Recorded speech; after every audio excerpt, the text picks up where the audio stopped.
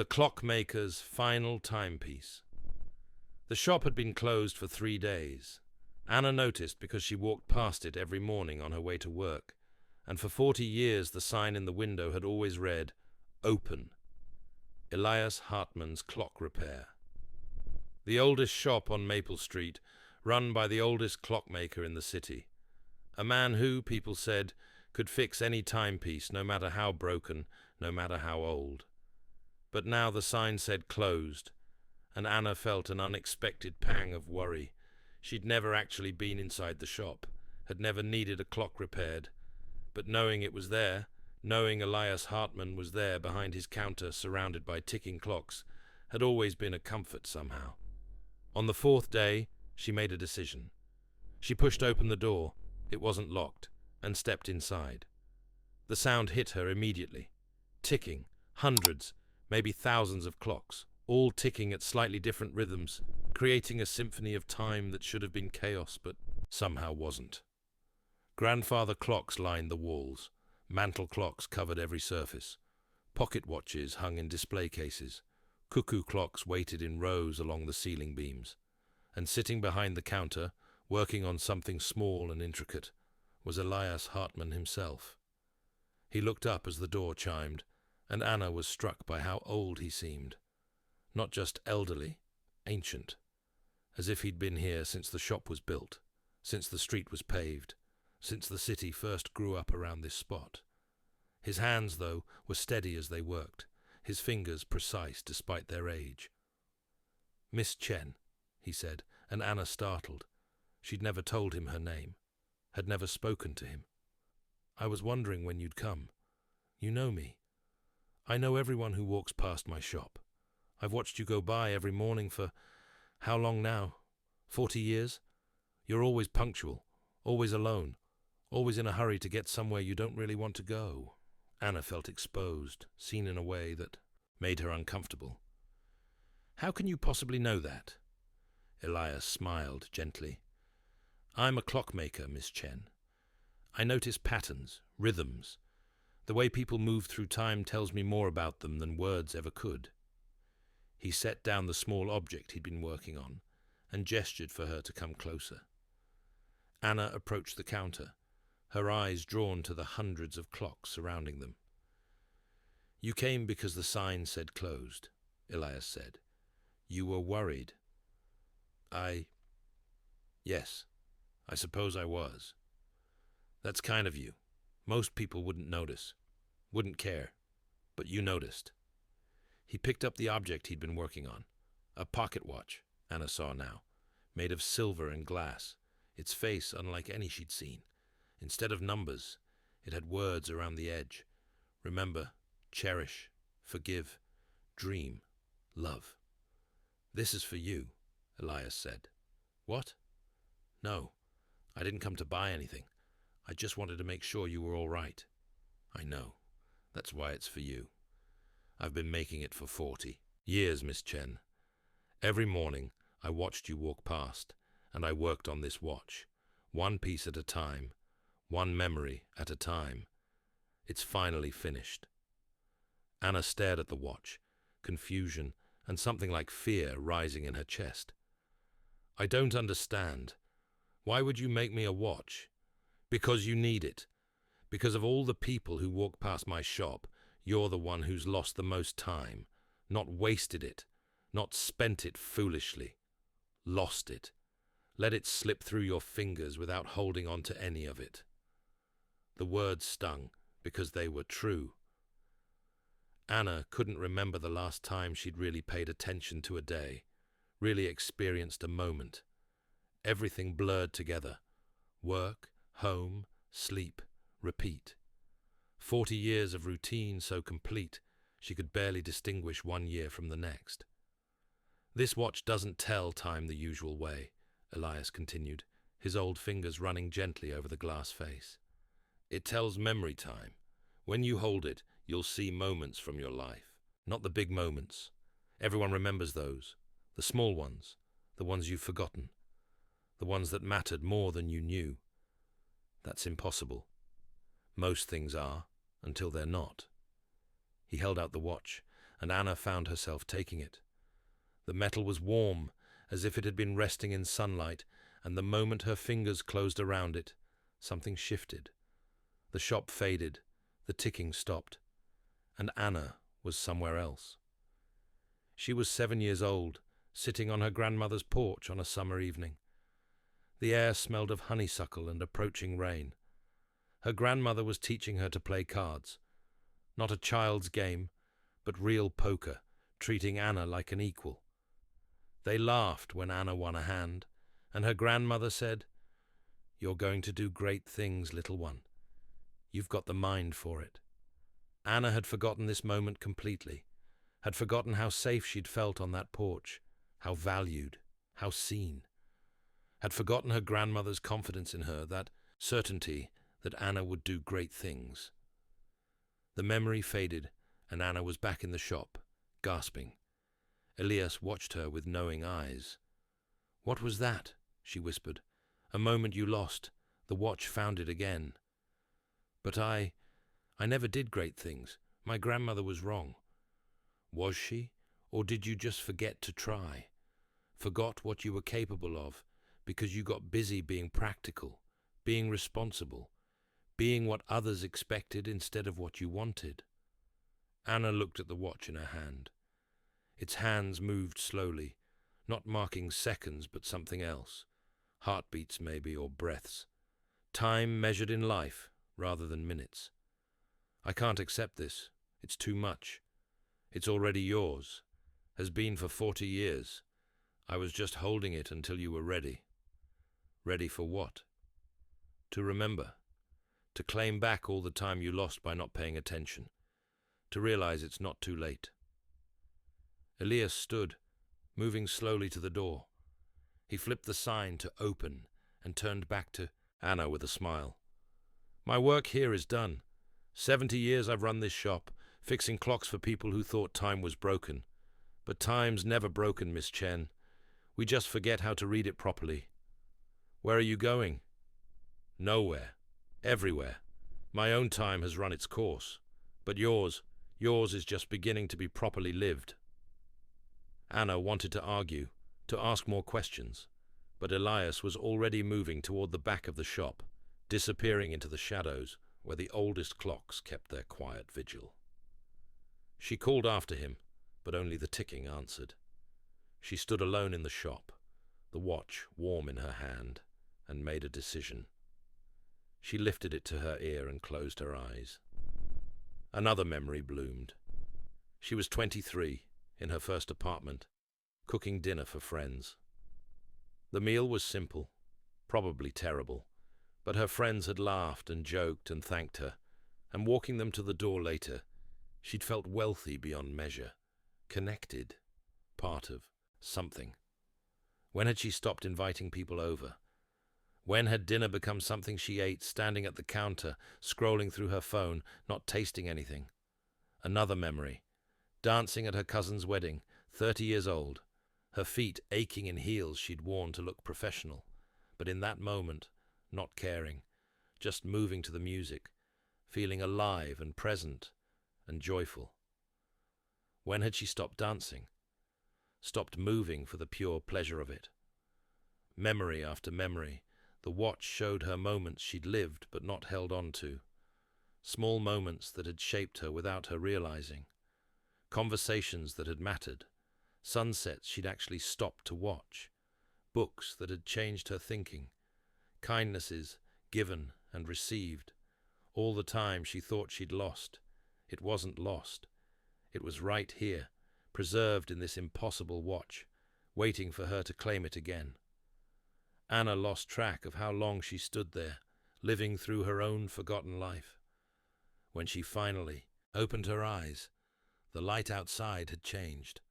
Hours had passed, or maybe just minutes. Time felt flexible now, untrustworthy in the best possible way. She looked around the shop for Elias, but he was gone. Truly gone. She could feel it somehow. His work was finished. Anna walked home slowly, the watch in her pocket. She didn't go to work that day, called in sick for the first time in 5 years. Instead, she sat in her apartment, really looked at it for the first time in forever, and began to make changes. She called her cousin, the one who'd gotten married. They'd lost touch after that wedding, life getting in the way. The conversation was awkward at first, then warm, then full of laughter. They made plans to meet for dinner, real plans, written in a calendar. She found her old recipe books, the ones from when she used to cook, when food was an adventure instead of fuel. She spent the afternoon making bread from scratch, filling her apartment with smells that triggered memories the watch had shown her. Each day, she held the watch and let it show her one forgotten moment. And each day, she took that moment and found a way to honor it. The memory of her grandmother's poker lessons led her to start playing cards again, joining a weekly game at the community center. The memory of dancing led her to a salsa class where she felt ridiculous and wonderful in equal measure. The memory of reading on her grandmother's porch led her to start a book club. The memory of cooking for friends led her to host a dinner party. Her hands shook as she sent the invitations, terrified no one would come, but they did, and it was messy and loud and perfect. Anna's life began to accumulate moments worth remembering instead of just time worth forgetting, and the watch, which had shown her what she'd lost, began to show her what she was building. New memories, being made in real time, captured not by the watch, but by her attention, her presence, her choice to be fully alive in each moment. 3 months after Elias gave her the watch, Anna walked past the clock shop and stopped. The window was dark. The sign was gone. A for-lease notice had been posted on the door. She tried the handle, but it was locked this time. She peered through the window and saw nothing. Empty space. Bare walls. No counter. No clocks. No sign that Elias Hartman or his shop had ever existed. Anna pulled out her phone and searched for the shop online. No listings, no history, no records of a clockmaker named Elias Hartman ever working on Maple Street. She should have been frightened, should have questioned her sanity. But instead, she smiled. She understood. The shop had been there for her when she needed it, and now it was somewhere else, waiting for someone else who'd lost their time. The watch in her pocket grew warm, and she knew, somehow just knew, that Elias was gone, but not lost. He'd become part of the same mystery that had created him, moving on to his next work, his next person in need. Anna continued her walk, but not toward work. She'd quit her job the previous week, finally admitting that 40 years in a place that made her miserable was 40 years too many. She was heading to an interview at a small publishing house, a place where she'd be working with books and words and stories. The salary was half what she'd been making. She didn't care. The watch had taught her that a life measured in money was a life measured wrong. As she walked, she held the watch and let it show her this moment, herself walking through the city on a Tuesday morning, nervous and excited and fully present, heading towards something unknown but chosen, living time instead of just passing through it. The watch captured it perfectly, this moment of beginning. And Anna knew that 40 years from now, if she held the watch again, this memory would be there, this feeling, this choice. She wouldn't forget it, wouldn't lose it, because Elias had taught her. The secret. Time isn't measured in hours or minutes. It's measured in attention, in presence, in the choice to hold on to moments instead of letting them slip past unmarked and unmourned. Years passed. Anna lived them differently now. She kept the watch with her always, checking it not to know what time it was, but to remember what time meant. Each day offered moments worth capturing, worth holding, worth letting shape her into someone she recognized and liked. She fell in love, late, later than she'd expected, but not too late. Never too late. The watch showed her the first time she'd laughed at one of Daniel's terrible jokes, the moment she knew she loved him. The quiet morning when he'd brought her coffee without being asked. She reconnected with old friends and made new ones. She traveled to places she'd always meant to visit. She learned to paint, badly but joyfully. She read books that challenged her, and books that comforted her, and books that changed her thinking. She lived deliberately, fully, paying attention to the passage of time, not with anxiety, but with appreciation. On her 75th birthday, Anna sat on her porch. She'd bought a house with a porch, like her grandmother's, and held the watch. It had been with her for 35 years now, had captured thousands of moments, had taught her how to live. She wondered, not for the first time, what would happen to it when she died. Would it find its way to someone else who needed it? Would it disappear like Elias's shop had disappeared? The watch grew warm in her hand, and a memory appeared, but not one from her past. This memory was from the future, or a possible future. She saw herself as she was now, old and content, sitting on this porch. And sitting with her, listening intently, was a young woman she'd never met. Anna was giving the young woman the watch, passing it on, telling her the story of Elias Hartmann and the 40 years of lost time that became found time. The vision faded, and Anna understood. The watch would continue, would find its next keeper, would teach its next lesson about the nature of time and attention and presence. But not yet, not quite yet. Anna still had time left, time measured not in years remaining, but in moments still to be lived. Sunsets still to watch, conversations still to have, bread still to bake, love still to give and receive. She closed her hand around the watch and smiled.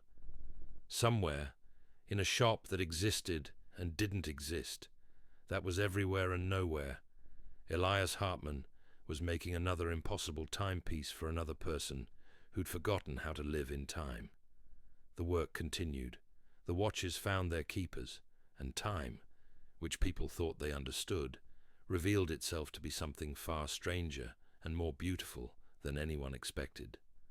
Anna sat on her porch as evening gathered, the watch warm in her hand, and paid attention, really paid attention, to the way the light fell through the trees, to the sound of children playing down the street, to the feeling of contentment in her chest, to this moment right now, which was all any of us ever really had.